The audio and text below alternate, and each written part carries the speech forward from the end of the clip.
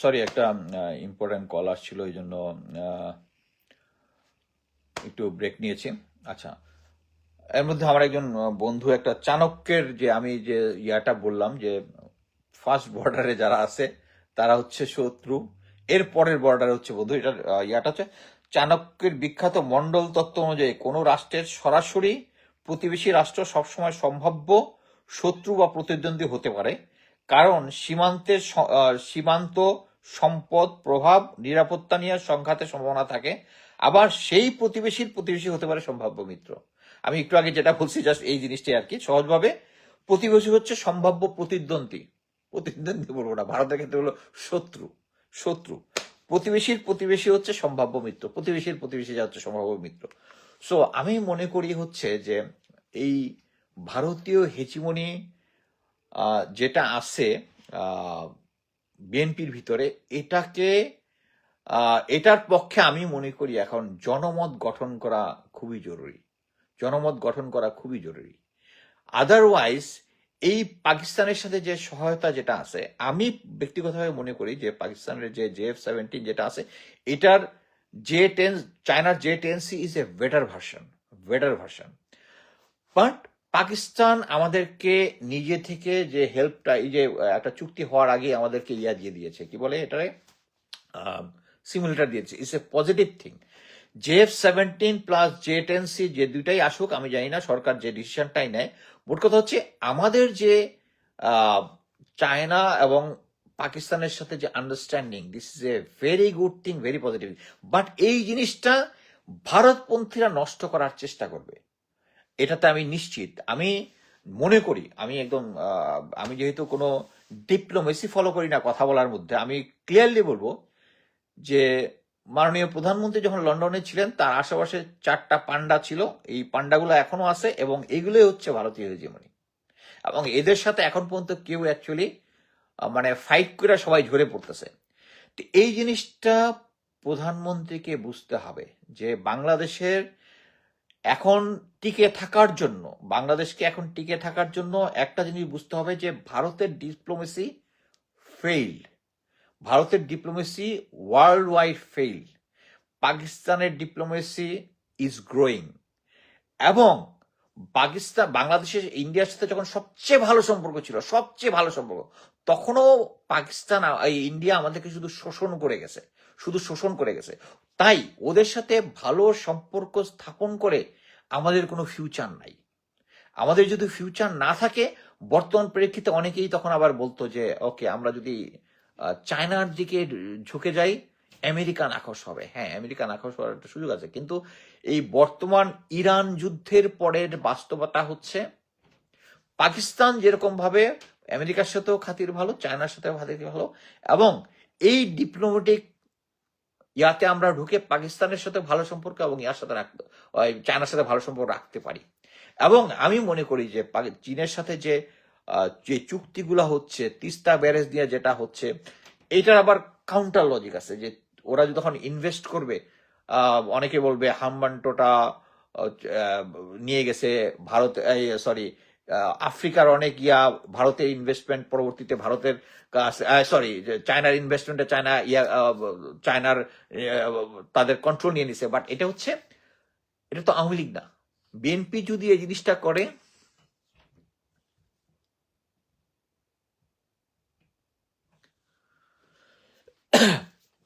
So আমি যেটা মাঝখানে একটু হলো, আমি যেটা মনে করি যে এই যে ভারতের সাথে যে আমরা যদি এখন আন্ডারস্ট্যান্ডিং এ যাই, যে কোনো সময় এটা আমাদের কোনোভাবেই লাভ দিবে না। আমাদের সবচেয়ে ভালো সময়ও লাভ দেয় নাই, খারাপ সময় তো দিবে না। এবং আমি আজকে অ্যাকচুয়ালি আলাউল খন্দকার ভাই, একজন ABC নিউজ, ওনার সাথে একটা ইয়াতে ছিলাম, টক শোতে ছিলাম। টক শোতে ডক্টর শওকত ভাই একজন এসেছিলেন। উনি অনেক আগের বিএনপি করতো তখন, মানে প্রেসিডেন্ট জিয়ার আমলে। উনি একটা কথা বললেন যে আপনারা সবাই জানেন যে আহ, কাদের সিদ্দিকী শেখ মুজিব হত্যার পরে একটা গ্রুপ নিয়ে ভারতে চলে গেছে। ভারতে চলে যাওয়ার পরে ওখান থেকে বাংলাদেশকে বিভিন্ন সময় ডিস্টার্ব করতো বর্ডার এলাকাতে, এবং ভারতের এটাকে সাপোর্ট দিত। প্রেসিডেন্ট জিয়া সরাসরি ইন্দিরা গান্ধীকে কথা বলেছেন। আপনি ওই টক শোটার লিঙ্কটা আমি পরে দিয়ে দিব। ফোন করে বলেছে যে আপনি যদি এই কাদের সিদ্দিককে ফেরত না দেন, এই লোকগুলোকে ফেরত না দেন, তাহলে আমি মানে উনি মিন করেছেন, এই ডিপ্লোম্যাটিক ওয়ার্ড সরাসরি হয় না, সেটা হচ্ছে উনি বলেছেন যে তাহলে তারাও উনিও কোনো ব্যবস্থা নেবেন। This is the right diplomacy, this is the right diplomacy. যে আমাদেরকে মুক্তিযুদ্ধের পরে যখন আমাদের সরকার গঠন হয়, শেখ মুজিবকে ভারত একটা জিনিস শিখাইছে, সেটা হচ্ছে friends to everyone, malice two নান। এটা পৃথিবীর কোনো দেশের পররাষ্ট্র নীতি হইতে পারে না। আপনাকে আগে বুঝতে হবে, শত্রু মিত্র ডিফাইন করতে হবে। এই friends to everyone, malice two naan actually আমেরিকার সিভিল ওয়ারের সময়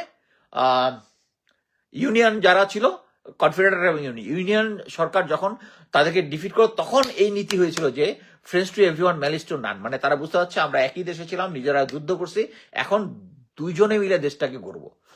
আমরা মানে পররাষ্ট্র নীতি হিসেবে পৃথিবীর কোনো দেশ এটা নিয়েছে এমন কোনো নজির নাই। সো ইন্ডিয়া আমাদেরকে দিয়েছে, এই জিনিসটা ইম্পোজ করেছে।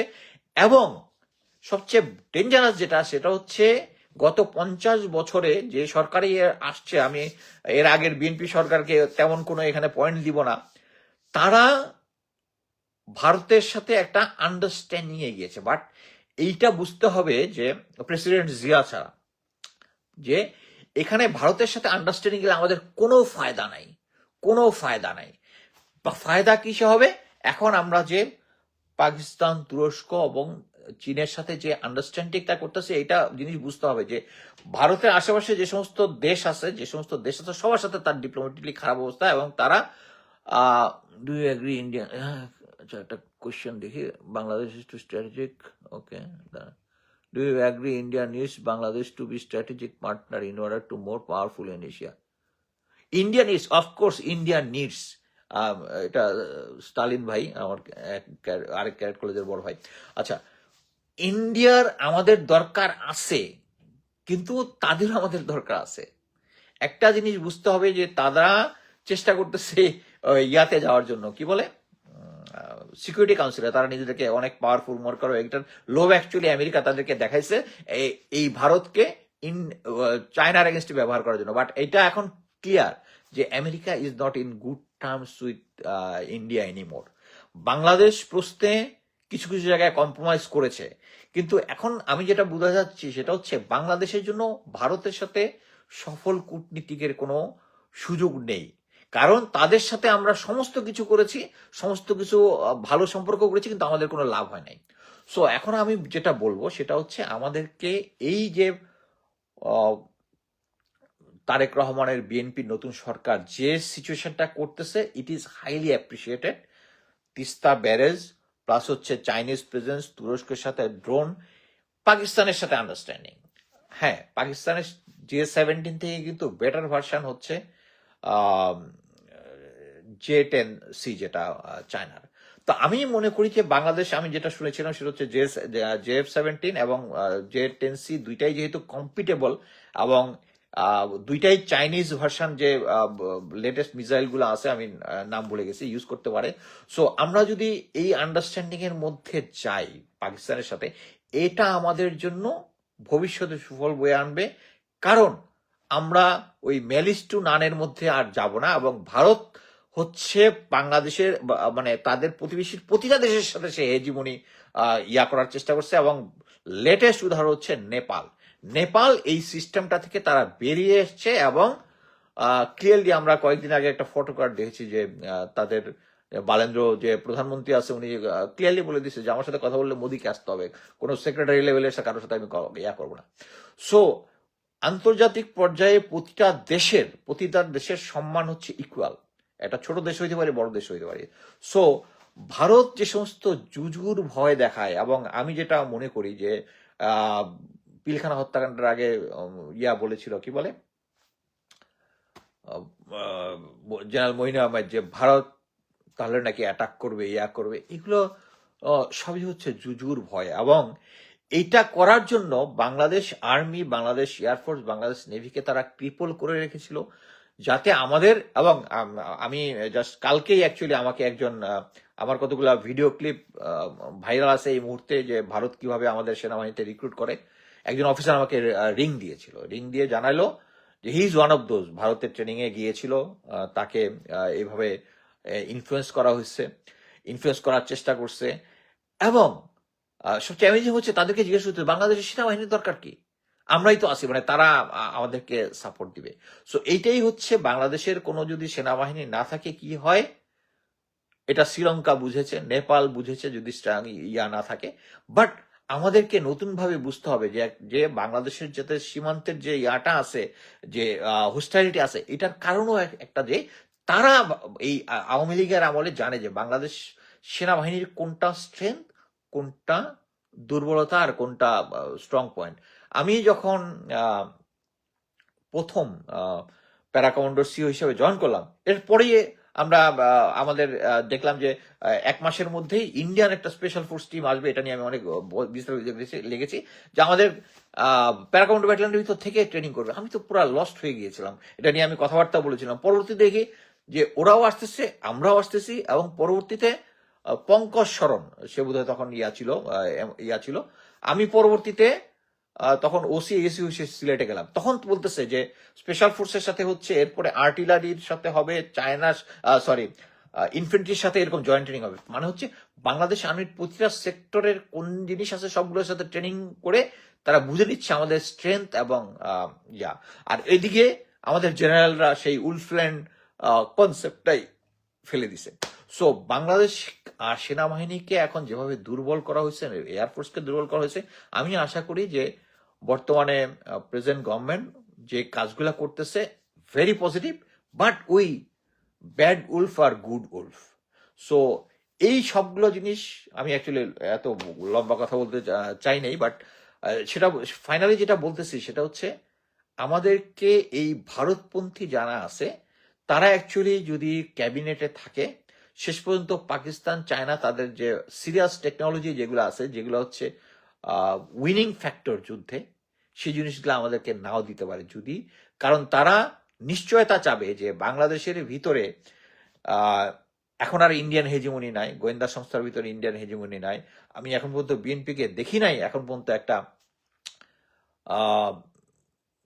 একটা সংস্কার টাইপ করতে, যে ভারতীয় পন্থী যারা আছে তাদেরকে ডাম করতে। আমি এখনো দেখতেছি জেনারেল ওয়াকার, যিনি কি বলে আওয়ামী লীগের আত্মীয় প্লাস পরবর্তীতে সফট আওয়ামী লীগকে আইনা ক্ষমতায় আনতে চেয়েছিল, রাজনীতিতে আনার চেষ্টা করছে, তিনি এখনো ক্ষমতায়।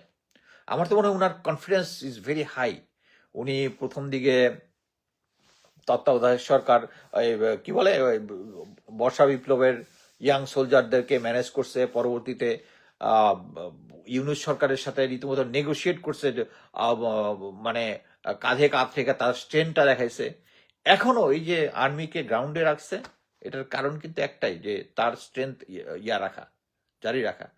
এখনো ওই যে lieutenant general Minhaj mission, UN মিশনে চলে যাচ্ছে, তার জন্য নেক্সট লেফটেন্যান্ট জেনারেল বানানোর জন্য আওয়ামী লীগপন্থী 2জন জেনারেলের নাম নিয়ে উনি সরকারের কাছে গেছে, সরকার ডিনাই করছে, আবার ট্রাই করতেছে। আমার কথা হচ্ছে এত স্ট্রেংথ একটা পলিটিক্যাল আমি মনে করি যে প্রফেসর ইউনুসের সরকার যেভাবে জেনারেল ওয়াকারকে ভয় পাইতো, বিএনপি সরকারকে হলো ভয় পাচ্ছে, পাওয়া উচিত না, পাওয়া উচিত না। আমার মনে হয় ইমিডিয়েটলি এই যে ডিফেন্সের যে অ্যাডভান্সমেন্ট যেগুলা হচ্ছে, যেগুলা পাকিস্তানের সাথে, তুরস্কের সাথে, চায়নার সাথে, এগুলা ফাইনালি করার আগেই আমাদের সেনাবাহিনীর ভিতরে ভারতীয় হেজিমনিটাকে সরাইতে হবে, এবং that must be start with General Waker. General Waker শুনলাম উনি হজে আসতেছে, হজে যাচ্ছে। এখনো আমি মনে করি যে কয়েকদিন আগে নাকি আমি শুনলাম যে defence adviser Sarjin Hasan, brigadier Shams, উনার এগেনস্টে 3 বাহিনীর প্রধানরা নিয়ে গেছে যে তারা 13 লং কোর্সের কিভাবে জুনিয়র অফিসারকে তাদের উপরে নিয়ে বসেছে। এটা বুঝতে হবে হচ্ছে আমি শামসারকে বাংলাদেশপন্থী হিসেবেই চিনি। আমি মনে করি বাংলাদেশের জন্য ডিফেন্সের জন্য যেটা বেস্ট উনি হয়তো বা ফাইট আউট করে, বাট ফাইট আউট করে শেষ পর্যন্ত ওই যে ভারতপন্থী হেজিমনির সাথে জিতবে কিনা আই এম নট শিওর। কারণ এখন পর্যন্ত তারা ভারতীয় হেজিমনি যারা আছে তারাই এখন পর্যন্ত বিভিন্ন জায়গায় তাদের মাসল প্রদর্শন করতেছে। সো আমি চাই বিএনপি এই ভারতপন্থীদেরকে ত্যাগ করুক, অ্যাটলিস্ট এই যে আহ, শিলং সালাউদ্দিনের একজন ডেপুটি দেখ, তাকে অল্টারনেটিভ প্রাইম মিনিস্টার বানানো হচ্ছে। অল্টারনেটিভ প্রাইম মিনিস্টার যে সে অ্যাবসেন্ট থাকলে, বাংলাদেশ ইতিহাসে আমি কখনো দেখি নাই যে প্রাইম মিনিস্টার অ্যাবসেন্ট থাকলে স্বরাষ্ট্রমন্ত্রী হবে, এটা আগের থেকে কেউ ঘোষণা দিছে। It's absurd, it's absurd. এখানে হয়েছে এইটাই হেজিমনি। তা আমাদেরকে বিএনপিকে এই ইন্ডিয়ান হেজিমনি থেকে বেরিয়ে আসতে হবে। Simple, simple. এবং জেনারেল ওয়াকারকে সহায়তা হবে, এটার কোনো অল্টারনেটিভ নাই। আমি এখানে শেষ করছি, ধন্যবাদ।